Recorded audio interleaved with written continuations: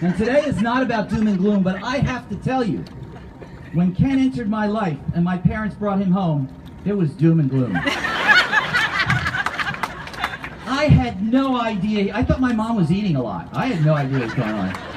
So they bring home Ken, and I was absolutely, I mean, how would you like it if the person you care about the most, in this case my parents, come home and say, we love you so much, we've got somebody else we're going to love just as much. Didn't work. Didn't work. So they called the pediatrician, and they said, Lewis is not happy with Ken's arrival. What do we do? And they said, the thing to do, and I can tell you this is not what we do in pediatrics now, is take Lewis and Ken and put them in a room by themselves and let them bond.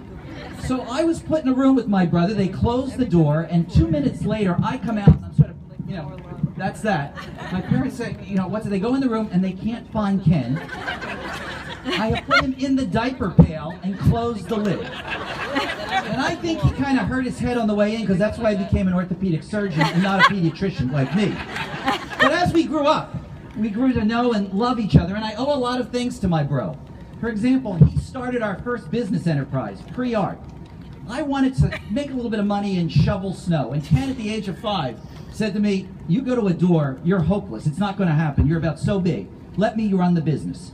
And Ken would say, here's what we do, Lou, you hide in the hedges till I get the deal, okay? As soon as I get the deal, you come out, you shovel the walk, I'm going to go get another customer. Brilliant, brilliant.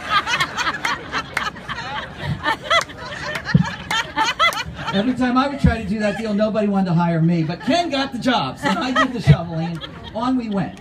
And then, basically, I have to say, Ken is also responsible for ending my sports career. Now, he took the athletic gene only because here's the deal. When I was 5, I got my first baseball glove. Ken was about 2.5.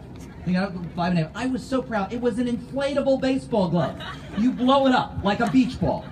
And we were going to show this to my grandparents in Harrisburg, and Ken didn't get a glove because my parents thought you can't play baseball at 2. He could play baseball in utero, okay? So we're on the Pennsylvania Turnpike going to see my grandparents in Harrisburg. I got this glove. My inflatable baseball glove, start of a career. Jeff, you have no idea what would have happened if I had that. And while I'm sleeping, Ken opens the window and flings it out onto the Pennsylvania Turnpike.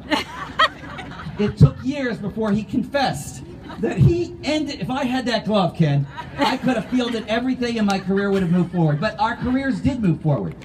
And so we both fell in love with medicine. And I really realized as I grew up, and I always like to say Ken is the older brother. He'd like to think that way. That basically there's nothing I can do that he can't do and do better. And finally, I kept racking my brains. He's an orthopedic surgeon. What can I can't, everything I do, he competes and does better. And finally, I get to Vermont 20 years ago. And I get the invitation to be on the radio, on the country music station, on the morning drive show, where for the past 20 years, every Tuesday morning, I am on the morning roundup, okay?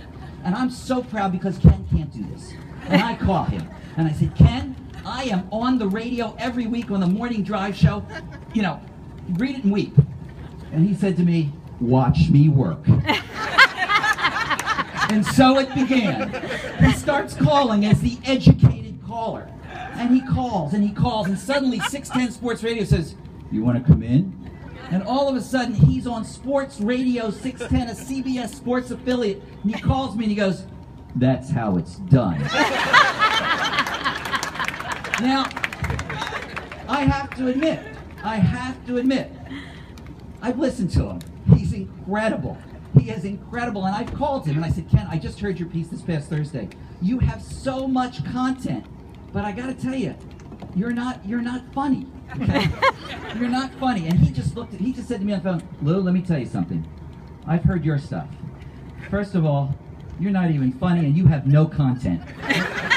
And you know what? He's probably right. Because over time, my sense of humor, if he asks where do you get the pirate jokes, that's coming from me. And I do hold that over him. And I know that he would be very embarrassed if I told jokes like, what did one eye say to the other eye?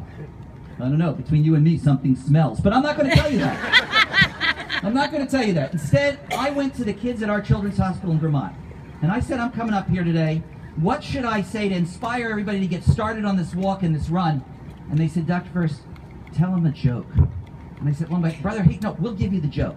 It's a knock-knock joke. So this isn't from me. This is from all of our kids. But here we go. Knock, knock. Who's there? Wanda.